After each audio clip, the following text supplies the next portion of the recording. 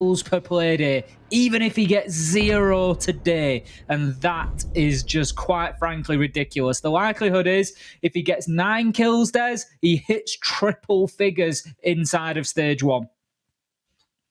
Tells you enough. All you need to know. Bans are underway then. Consulate, a map, by the way, that I look back to and think for BDS when they played against Temperate on this back in stage... I want to say it was stage 2. It may have been stage 1.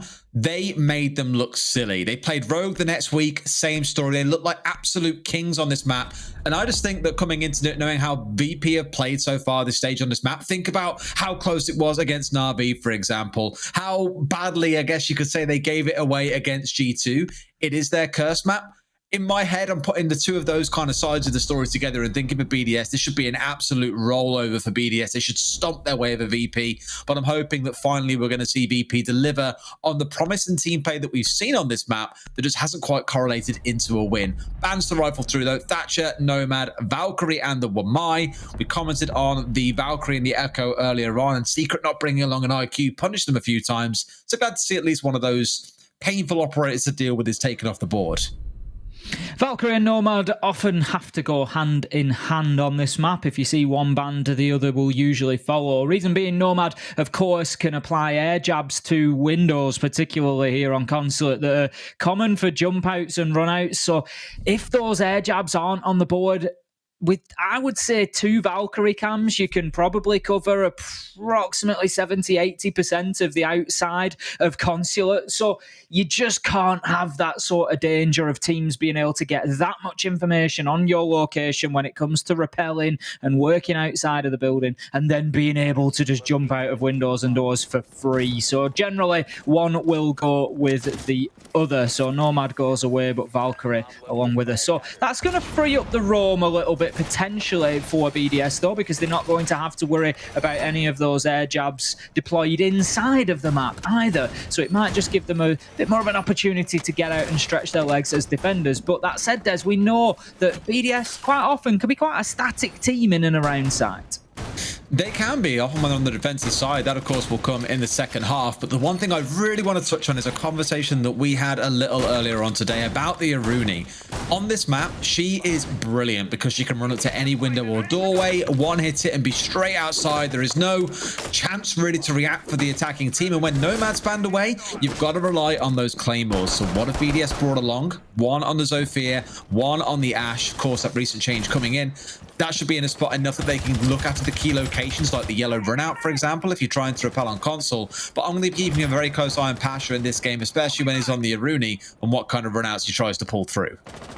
Site number 1 is press and lobby then. So what are we likely to see? Well, the attackers right now, BDS, are stacking up around the admin side of the map over on the east. So they're all likely to try to get boots on the ground inside of admin on the top floor. They're going to work across. They're going to try to clear out Kozheka and Milon, who are just waiting for them up there on the top floor. And once they have that top floor control, we can see the vertical holes that have been opened up in the floor of meeting, which is where Kozheka is currently defending. They're going to try to use those vertical angles to support a push in through the main double door and ultimately a plant inside of that door or somewhere around the circle desk. But Pasha is playing downstairs on the Aruni. Now, there's not too much he can do directly from down there, but it's something they need to be aware of because he could hit them very easily on the flank from the spiral stairs.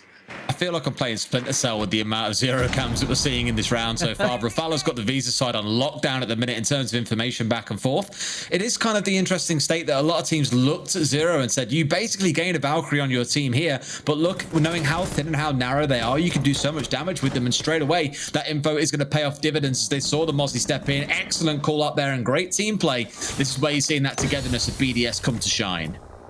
Great use of the information there. Shaiko able to shut down the opener, but will be traded out. Quite a late trade from Milon there, but Kozheka does get downed along the way. He's going to drop himself like a game of Plinko all the way down to that basement, and Pasha just waiting there with open arms on the Aruni, able to resurrect Kozheka and put him back up onto 20 HP, but loses his life in doing so. Des Rafal getting in there very quickly, ferreting him out and finding the kill.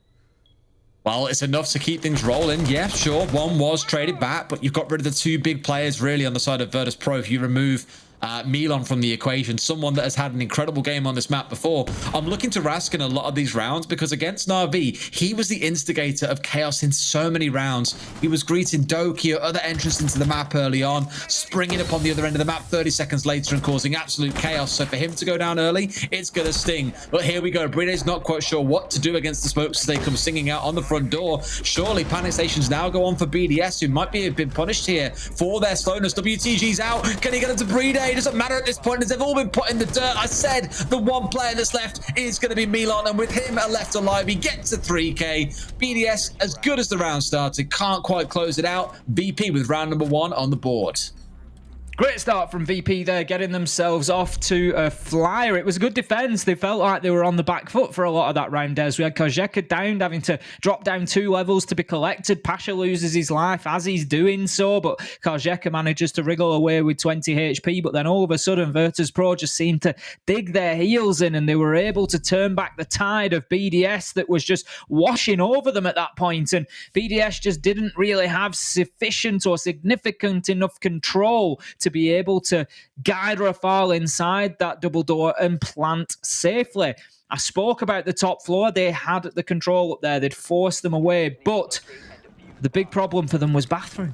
Coming in from windows, WTG just making a big play, jumping out of the window there and taking his opportunity. He knew that there was too much going on around that main door for them to be able to recognize the danger that could come from that window jump out. And it just all fell to pieces when that original kill went in. And then there was added pressure as Milan was able to still move around. And interesting round from BDS, but they're still looking a little bit shook from yesterday, possibly. I think you give them a bit of time to bet into this one as well. And for them, they know that how important this game is. We kind of touched on it at the very start of the game. They are tied dead even on points with Na'Vi, and because they lost to Na'Vi, they lose the head-to-head. So if this is a win for BDS and Na'Vi also win later, Na'Vi pull ahead, they sit in first place. They have had one hell of a glow compared to how things went for them last year. That much is for sure. But for BDS, it means getting all 3 points here to even give yourself a chance in that kind of conversation. Top left of your screen, you've probably seen these flying in throughout the day. You can see how the recent play days have gone for these teams. When you look at it like that, out of isolation of context of the games that they were played, you look at 2 losses to BDS and think, man, surely they can't be that good if they've lost 2 games, right?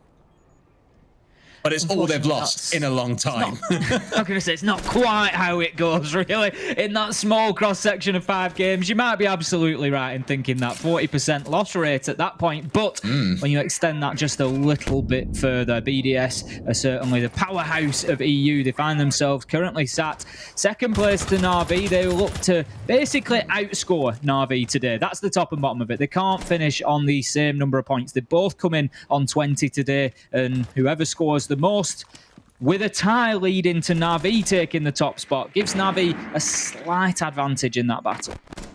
They've got the 0 coming out again, but this time around it's with the Claymore, by the way. So they're not bringing along 2. Now they've got 3 of them, which doesn't really leave a lot of room for actual thrown utility, i.e. you're going to have to burn all of these 3 flashes into ADSs for the 2 grenades from LMs to have any real impact on site. That is, of course, when we start thinking about the downstairs, because right now there's a bit of a war on top floor. There's a war downstairs as well. Consulate has turned into a battleground. It feels like a kill traded to either side, and those grenades we were speaking about, not going to see any use this round, Ace.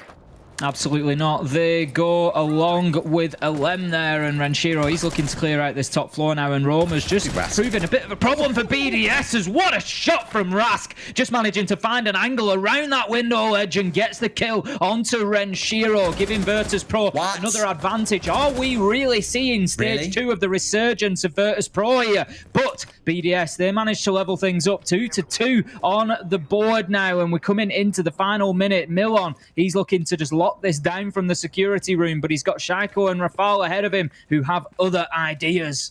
Got to get himself outside and recover the diffuser first and foremost. The 2 versus 2 and 45 seconds to play leaves a lot of breathing room for either side, but work to be done. I was kind of shocked by Rafal versus Rask a second ago, who first got shot on his run through antechamber, carried on into bathroom, and then got shot in the back whilst he was still running for the hatch drop. Like, you know there's a guy that's just shot you. Why aren't you turning around to try and take a potential fight against him? Or are you really just that nervous that you're going to get pinched if you don't get down there fast enough? I don't know, but it was a little bit weird to die so freely there and give an absolute freebie over to Rafal. 15 seconds to go though. Those 45 seconds, sorry, have burnt down to nothing. And here come BDS. And of course, you're going to be terrified when Shaiko is leading the charge. Karjeka, he's pulled off some big clutches on this map. Can he do it again? Finds one. May need to reload here as well. Might have to, but here we go. He hits the deck. Shotgun's out, but Rafal wins it out for Karjeka, who's had so many big 1v2s on this map in previous weeks. Sadly, today is not going to be that day.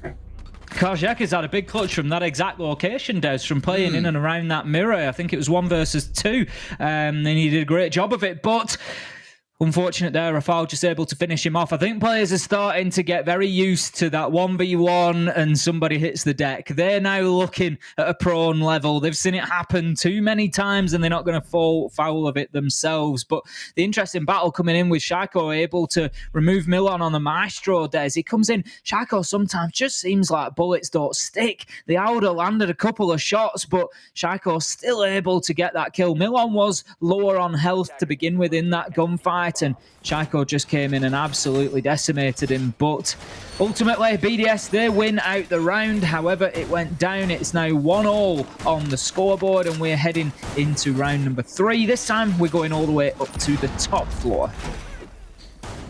Setup-wise, I'll always mention it when I see it here. Rooney coming out again for Pasha. Said we keep a very close eye on it. And it wasn't him who did the run out in the previous rounds. It was actually WTG who jumped out of the antechamber window in round number 1. But you're still thinking about that aggression getting outside the map, which you have the luxury of using when the Nomad is banned away. So let's keep a close eye again on how that proceeds in this round. Otherwise, it's about the Intel versus Intel denial game, where you have these Maestro bubbles, and you also got the Pest from the Mozzie out here looking to inhibit BDS somewhat. But as we've seen so far in all of these rounds, for Rafal, it's not been about drone play. It's been all about those cameras. Round number 3 then, BDS shaping up towards the west side here, which would suggest we're likely going to see some pressure onto yellow stairs. Rafal moving in, very cautious and aware of the potential dangers coming from the many windows of Consulate. Doesn't want to be giving away any hit points too quickly or too easily. Now they need to clear out at least one of these laser gates that have been applied to the console windows to allow the drones in. There we go. And more utility rains in before Renshiro looks to follow it on up with those concussive grenades just to see exactly what's going on inside, and they'll be looking to clear out any relevant utility as well. So right now, BDS, they are shaping up for a plant in behind that console desk. The drones, they come flying in, Renshiro and Brede both at the same time, just trying to find exactly where those defenders are, try and get the locations on them so they can think about a potential plant here. And I'm looking, Des, and Virtus.pro, they're a little bit light on site here. There could be an opportunity for BDS. It could be, but what makes me the most nervous is, well, one, you got the C4 from Ras potentially from below, plus you got the heavy intel gain coming out from the 2 VP members with those bulletproof cams. What makes me slightly nervous, though, is that they've burnt through the ADSs with all the utility the BDS had, and now they've got no way of expelling them because the grenades didn't come out. LM's now dead with 2 grenades in pocket once again. That's the second time this has happened. They aren't getting to use any of this destructive utility they've got because they seem a little bit out of sync, BDS, on a couple of these attacks. It is early doors, but that's how it's feeling, Ace. WTG's just done a huge job for Virtus.pro there, shutting down LMs and Ranchiro as they tried to get control of console, and then he gets a third on the round, and it's just as important, if not more so, finding the kill onto the plant in Brede. So that now leaves us 4 versus 1. It's all down to Rafal. The Surya gate is reactivated, Des. Its time had elapsed and it was available to be used again. Here comes the one-punch run-out that you were talking about, but the Claymore will slow Pasha down. Rafal hears that barricade break. He looks to move around, but he's completely unaware of Pasha's ultimate location, and he's shut down, and Virtus.pro find themselves in the lead once again, and this is looking like a different Virtus.pro to the one we've seen previously, Des. I don't want to take it away from Virtus.pro, but I do again put some of this on BDS, where they committed their concussions, they committed their flashes, and you heard the ADS is being zapped at about the 1:50 mark. And then nothing happened. They'd done all this work to clear through the Surya gates, the ADSs, so on and so forth. And then nothing happened. Sledge didn't use any frags. We didn't really see any big aggressive play coming out. Yeah, sure, Zofia fired the impacts in, but it was tame. And I was like, this is normally BDS's go button. They like to go early. They don't like to be caught in the late round when there's no time left. But instead, they kind of drip-fed players in one by one into console and hope they could make it work. Nothing really came out of it. And then uncharacteristically, slow-paced round, admittedly, yes, largely down to the intel setup coming out of VP. There was nothing BDS could do without information being fed to Virtus.pro thanks to the bubbles or thanks to the 2 bulletproof cams they had. It was a great setup, but for BDS, it lacked a little bit of pace and panache that we're used to seeing out of them. It did. I think the big difference that we're really seeing out of Virtus.pro is that they are punishing those mistakes, Des. BDS are certainly making them, but for a mistake to be picked up, it usually needs to be punished severely, and that is exactly what Virtus.pro were able to do, and it's, I think, something that they've failed to do in previous weeks at every opportunity, and that's why we've seen the sort of shortfall in overtime particularly. It's just, you know, one or too many occasions whereby the opportunity is presented to them, but they aren't able to get it shut down, but they have done so far today and against one of the best teams in the league. So no doubt Virtus.pro, they're going to be looking to just continue this on, move from round to round as quickly as possible, keep themselves hot inside of the server. BDS right now looking to get themselves access into admin. It's going to be Pasha's job to prevent that happening. I think he's just caught the tail end of a drone moving past that freezer unit inside of the small kitchen cafeteria area there. He manages to clear it out. It's going to chase him away, but it's going to chase him right into the reticle of Renshiro, who shuts him down from the skylight. Okay, it's a great start, and now we start to see BDS in a numbers advantage where they can really start pulling things ahead. Pasha being one of the ones that you remove, never a bad thing. Of course, not on the Aruni in this round as we've seen previously. Maybe thinks a bit of a different role to play here. Not a man who's going to wait for the late round runouts potentially, or wants to have an early impact on the Jaeger. Of course, once all that utility is deployed, you start thinking immediately about what can I do around the map. But here's Rask, the Monkey King of Consular. I'd love to call him because he is seemingly everywhere. It's going to drop away pretty quickly. And here comes a Lemon hot pursuit, mind you. He's like, you can't run from BDS. You know who we are.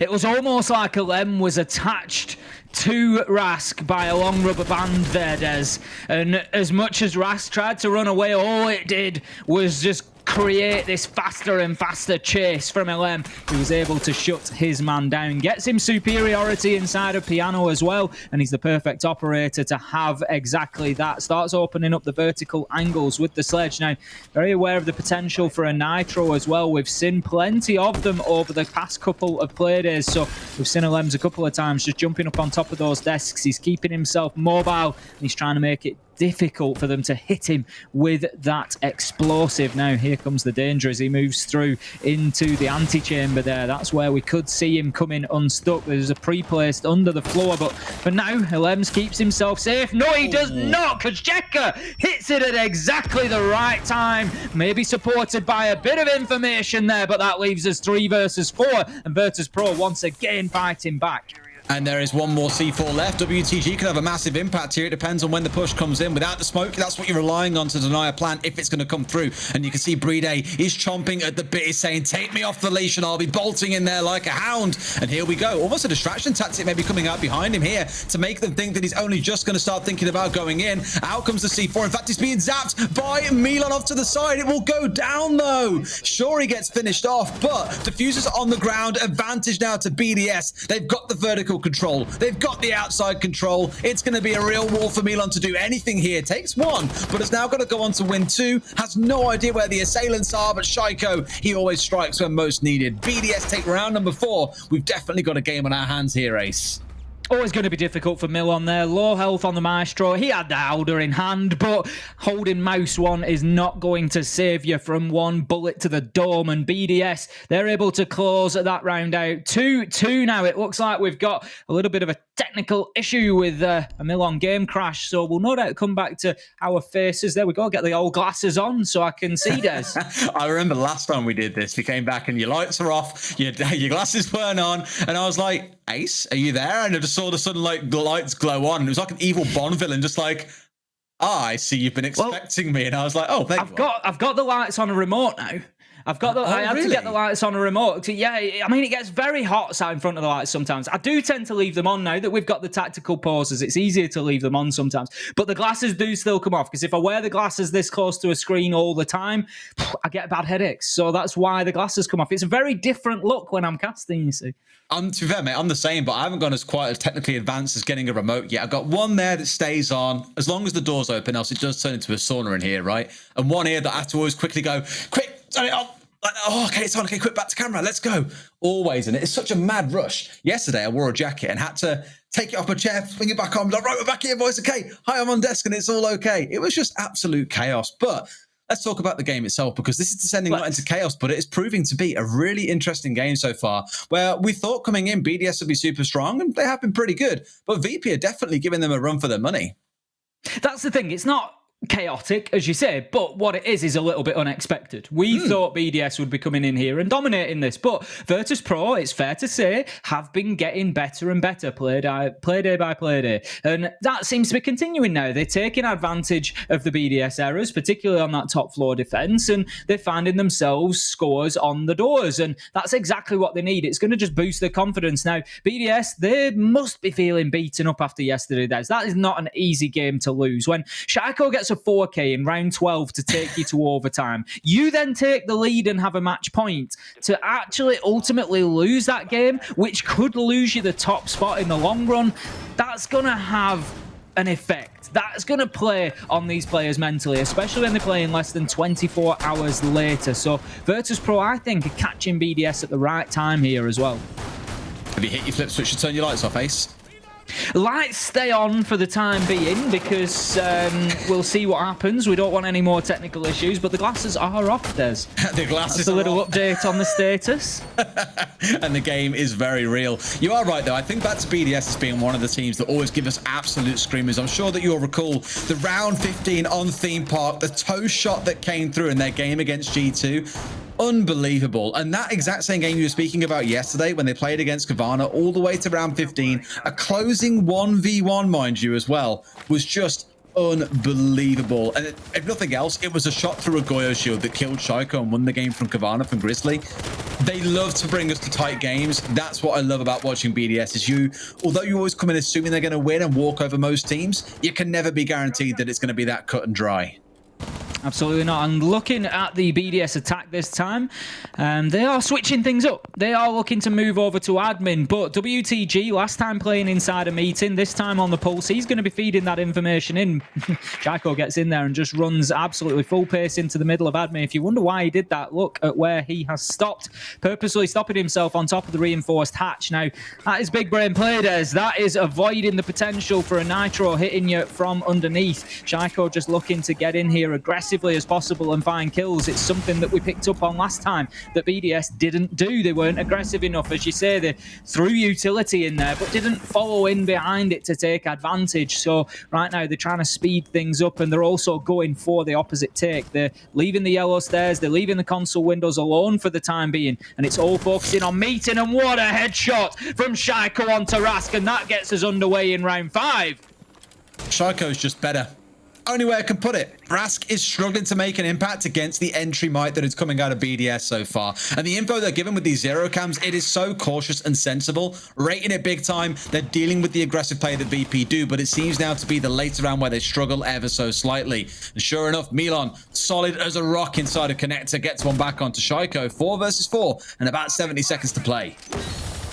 That's the danger for Shaiko right now. He keeps coming in and getting the entries, which is his job, and he's doing a fantastic work at it, but he's getting shut down too soon afterwards. He's not generally doubling down. You can see 5 rounds, 5 kills. BDS, they could just do with squeezing that extra drop or 2 out of him. They can't always be reliant, but those are certainly the performances where they do shine. Now, Pasha shines as he shuts down Rafal, finds a second with a kill onto Renshiro, and Virtus.pro, they take another Des. It's 3-2. Impressive from Virtus.pro, and we've had the conversation about them in recent weeks. We'll mention this point again, bring up this old chestnut of how close they've come in a few games when it's gone into overtime.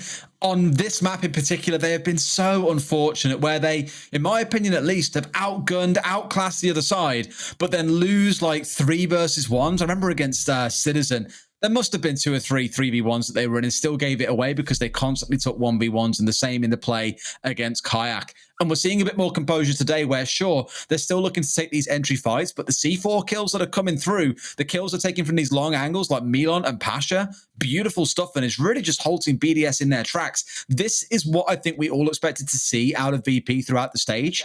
And I would love to say, you know, thank God that it hasn't all gone to draws and it's gone to overtime in a lot of cases. But fact of the matter is, Virtus.pro have come off worse in most of those cases.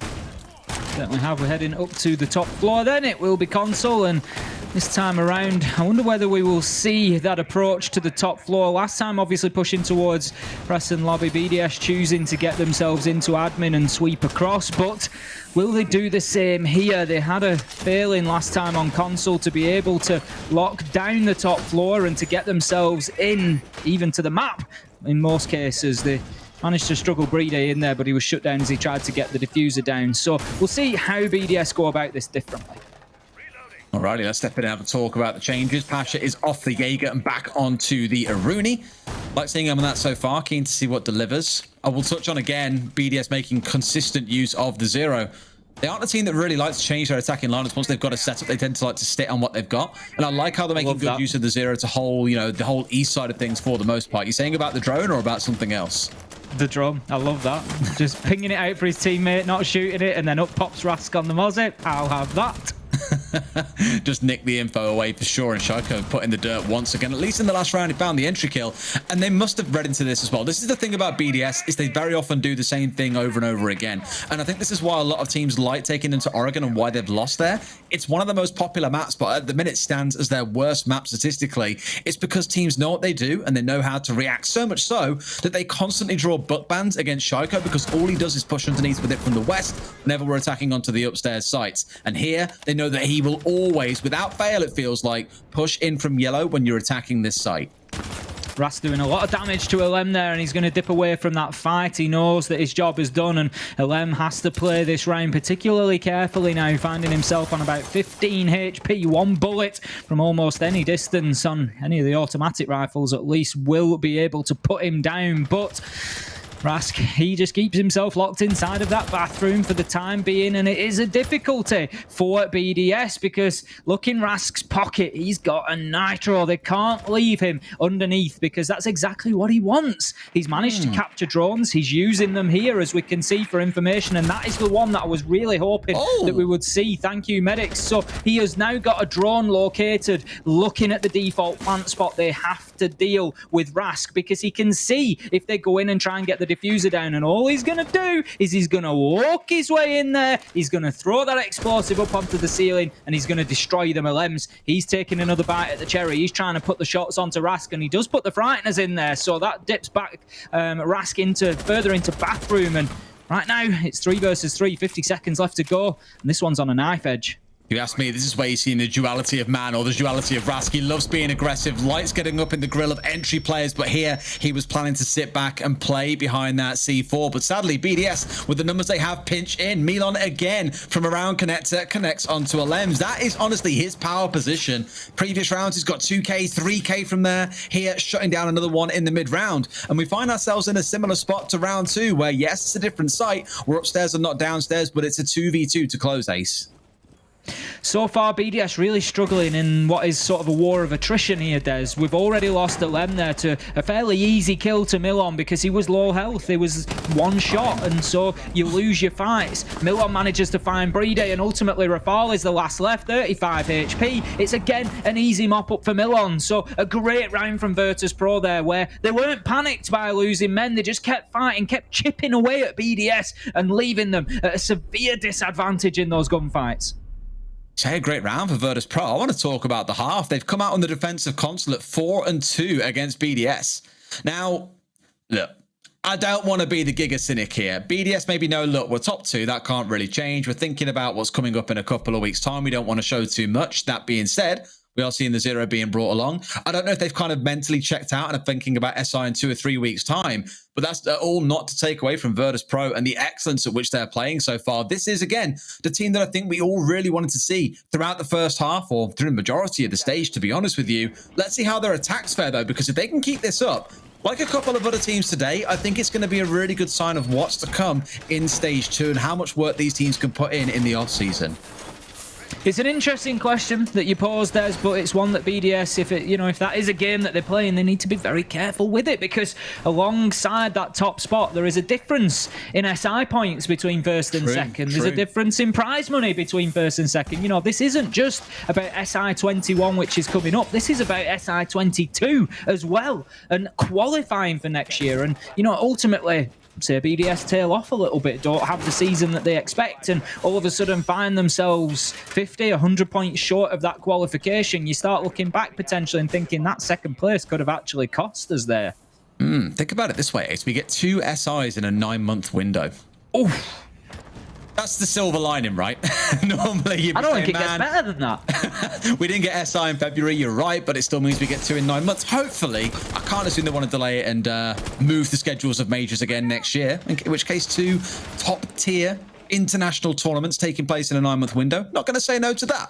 But let's have a close eye on what's going on for BDS. 2 C4s in pocket, maybe screams a little bit of the denial plan coming out, and we're seeing the smoke coming along too. What I'm really curious about, thinking about it, Ace, is why is it Rafal playing the smoke and not Brede? We know that Brede is a god with the SMG. He's a well-known smoke main, but here they made a couple of changes here.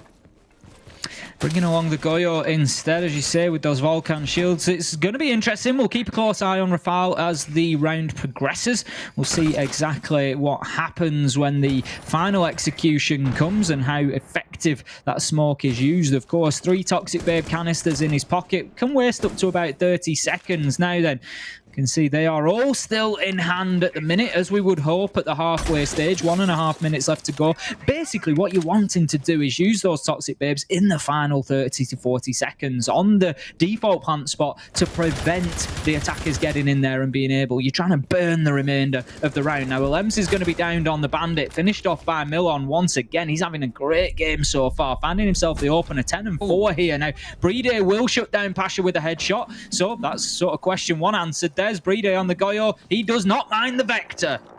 Doesn't mind the Vector, wants to play more off-site with the C4, wants to push up Spiral. I get it. If you're playing the smoke on this site, you're playing a very static role where your job is to sit inside a cafeteria and be yeeting those smoke canisters out towards the breach, of course, once it's actually opened up, because that's where the plant focus is going to come in. Now, what you're seeing coming out on this wall from Karjeka, the 2 ones to the left are up quite high. The opening to the right is low. They want to get in low to go for the plant off towards the side of right van, but likelihood is they want someone on the upside down rappel to play around that larger, higher hole to be able to contest those that are playing further back inside a cafeteria, for example, namely looking for a foul, the guy that we were talking about earlier on, and aiming to bring down the smoke, or potentially even the echo that Renshiro is at. And me and you love speaking about power spikes, Ace, in this game. Renshiro is about to hit his in the dying 10 seconds or so, because think about the damage that can be done with those yokais. Certainly is, and of course he'll have plenty of charges here. The stuns haven't been used so far, assuming the drones haven't been taken out, but they're not going to need it at this rate, as Milon and WTG manage to find themselves kills apiece. 3 versus 2, but Karjeka, he's getting the diffuser down. I don't think they're aware, Des. They can't have been. There was no attempt to shut that down. Either that or Renshiro is out of yokai drones and they've been destroyed. One way or another, the diffuser is on the ground and active. Karjeka will be finished off, but Rask, he manages to trade that out onto Renshiro. It's all down to Shaiko. How many times have we said that, and how many times does he manage to follow it up with a win? 1 versus 2, but time is ticking by. 14 seconds to find 2 kills and get on the diffuser. Surely it's not going to be enough. Des, he finds one onto Rask. He's got about 8 seconds to find Milon here. He challenges from the yellow stairs. He knows where he is. Shut down by Milon on a headshot, and Milon right now, he's on a tear. He's unstoppable for Virtus.pro. He is having a field day, is the only way that I can describe it. Absolutely agree with you. And all that we were kind of orchestrating in that round came to be. It wasn't an upside down rappel that really got them to challenge. I don't know if that was more what I call the kind of phantom pressure, right? Whereby the fact that you lights on, Ace, tactical timeout coming in. Come on, let's hit the button and get those glasses back on. I'm just putting my hair back up. I'm just putting my ponytail back. Sorting his ponytail out, guys, making sure that one's all tucked away. No one could be seeing that. Don't want it all hanging down on the shoulders and giving the game away. It's got to be concealed. Hang on. No. He's such a tease, this guy, always. But to kind of go back on that point again, we were talking about the opening, and it's more about the phantom pressure that's created. Is someone on the upside down rappel or not? You don't know until you peek it, and by then it could be too late. But instead what they had was Milan on yellow stairs, challenging onto Rafal, who's playing inside a cafeteria. He got off 1 smoke canister, wrong place, and then died straight after as soon as the first one came out. So really good play by Virtus.pro. The coordination on that site goes to show, and I think answer the question we were talking about in round number 2. Is this a bit of a one-off here, and we're going to see BDS warm into things, or a VP just better? As it stands, they're at 5 and 2 and are frankly just better right now. I don't want to like paint this terrible situation for Virtus.pro, Des, but coming in yesterday, if you remember, I was tweeting the list of things that had to happen for Virtus.pro to get themselves into the top 4. And out of all of the lists, you know, I have to admit that one of the ones that I thought would be a struggle for them would be securing 6 points. They had 2 difficult games, and it was not going to be easy for them to secure all 6 points. They had to beat Team Secret, and they had to beat BDS. And right now, Des, it's looking like they are very capable of doing their part. But I don't want to go even further on this, but Train Hard needed to beat Rogue. And that happened, Des. Train Hard needed to beat Vitality, and that happened. Na'Vi need to beat G2. If Virtus.pro win here, if Na'Vi beat G2, the only thing that will have stopped Virtus.pro from achieving a top 4 finish will have been the fact that G2 and Rogue didn't go to overtime. That's the margin. Imagine the pain. You just sit down, have a conversation, a breakdown, and go, right, boys, the only reason we lost was this. You'll be frothing at the shops. That game, the one result. It's like when you put like a quid on an accumulator, right? And you can see it's a 23 grand payout. You got 9 matches on there, and 1 match doesn't go your way because someone scores in the 93rd minute. It's that kind of heartbreak and pain. Those are literally, you know, the levels that we're talking about. We said that the stars needed to align for Virtus.pro to finish 4th, and they really did. And I can't, you know, 5 out of 6 steps for them to get there to be completed is almost unbelievable. And this is looking like number 4, and it will just leave us down to that final Na'Vi G2 result. But back to the game at hand. We can dream all day long, but it doesn't matter because Virtus.pro will not be getting 4th place. They can, however, challenge for as high up the table as they can possibly manage. And given the stage that they've had, I'm sure that that is going to be a great consolation for them. Milon, once again, is doubling down on his performance, comes in with an opener, this time onto Brede, taking the Malusi off the board. It's not the end of the world in terms of gadgetry. Those Banshees will already be applied and active, but Rask, he manages to get in and find one onto Renshiro. Shaiko taking about 98 damage there. He is a breath away from death, and it is not looking good for BDS here. Virtus.pro looking to just catapult themselves onto the match point. Shaiko just wants to play Rainbow Six Siege very hard edition, I think, here. Stepping into 1 HP, knowing you have to hit every shot first time without anything being fired back. He really wants to give himself a challenge, but I think either way you're looking at it, with him and Rafal being the last 2 left standing and all the pressure now starting to bear down on them from VP, who have still got 75 seconds to play with, I don't see how they hold on. Milon has been an absolute terror this whole game. In round 8, he's on 13 kills. Rask is finally making an appearance in the game too with 2 kills in the round. Oh, that's the kind of shot I'm talking about. No. That made me nervous then. I started sweating in my palms. I could feel it. That is one of the naughtiest shots, the filthiest things I have seen in the last 12 months. Forget the last 12 months, Des. I'm going to extend that to say, honestly, I think that's one of the most horrible kills I have ever seen whilst watching what must now be several thousand hours of Siege. That you don't come back from that, Des. That man is ending careers at that point. That is absolutely ridiculous. And I just want to throw it in, Des. Shaiko just got 2 kills, which puts him on 9. So the second where he got the man led down inside of Piano, that was his 100th kill of the stage. He's done it. He's hit triple figures. The man's gone big. Absolutely insane. And there's only a couple of players, I think, later on today that can hope to compete with that kind of number, right? Who's our highest at the minute, actually? Shaiko was on 92 before this game. Doki's on 90. We've got Citizen on 88. Pasha's on 84. He needs 16. Is it a stretch that he'll get there? Probably. There's a few players that are looking for it, no doubt, but that's one of them kills I think that you're just going to see all across the timeline. And all you're going to hear later on is me and you going, "Ooh," all across the timeline. Can't wait to see that. And I mean, why not? Because, you know, a silly kill deserves a silly noise, Des. I actually think, you know, you said that. Milon is also on 100 kills. His 13 kills that he has here puts him on top of his 87 that he had before. He is also breaking the 3-digit barrier. What a game. Look at this. What a game. You can't, I mean... What is that? What is that? In fact, Des, no, I was wrong. He started on 92, not 91. That was his 100th kill. Imagine that. Number 100. Imagine that being your 100th kill in the season. Oh my God. doing it in style. Coming in then, Virtus.pro overall, in the grand scheme of things, they're the ones doing anything in style right now. They are 6-2 coming into round 9. This is match point, and they're going to have plenty of opportunities, 4 to be precise, to close out this game and take the full 3 points. They're going to be attacking this time onto console. They're looking towards the top floor. Shaiko's in and around the yellow stairs. He will no doubt likely try to hold on to that. We're just holding back from the Mozzie Pest there, aware that the drone will be nicked if they try to go inside. So they're just going to hold themselves off, try and keep a hold of that information for the time being. I think it's just balmy looking at the top of the screen and seeing 6-2 to Virtus.pro on console. Hands up who had this one in their predictions, because it definitely wasn't me or any of us on the talent team, I don't think. WTG uncharacteristically with an opening kill, by the way, onto Shaiko. Not an exchange that you really expect to see given the roles of these players, but if the boot fits, you're definitely not going to say no. It is already then a numbers advantage for Virtus.pro, and for BDS, you're already starting to sweat a bit now, thinking, oh no.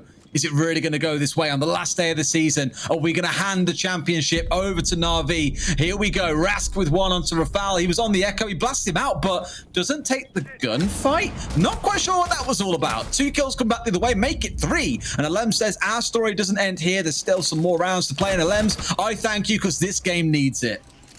The problem is that there's one man still on the board, Des, and that man's name is Milon, and he manages to turn the tide, find a kill. It's his 14th of the game. WTG backs him up, and right now they've got an opportunity to get this diffuser down. It's all about the cover from WTG. Breeder, he's on the prowl. He's stalking. He's trying to find his man, but no, WTG shuts him down through the rotation, and that is going to be a great Playday 9 win for Virtus.pro, taking down the top of the table, and now Na'Vi know they only need 1 point. In fact, they don't need anything, Des. That has just secured the #1 spot for Na'Vi, because they tied on points and they have the head-to-head. I tell you what, Kavana and Na'Vi, the UK teams, have been handed some freebies today because the results have gone their way. For example, Rogue losing locks Kavana into 3rd. BDS losing locks Na'Vi into 1st place. It's the rise of the UK Massive. What can I say? What a day it has been so far. And I love about this game, 9 rounds. If you said to me in 9 rounds the score ends 7-2 between these 2 teams, no one would have said that it would be Virtus.pro walking away with a scoreline like that. And even with a God shot from Shaiko, it goes to show that gods can bleed, and sometimes games still won't go your way, even with shots like that. I've said it before and I'll say it again. I want to be proved wrong on every prediction I make, because that is where the excitement comes in. If I can come into a play day and say those 5 teams are going to win and that's what happens, then where's the fun? Let's have the upsets. Let's have the shocks. And Virtus.pro certainly did that. Let's see if our analyst desk are as surprised as we are.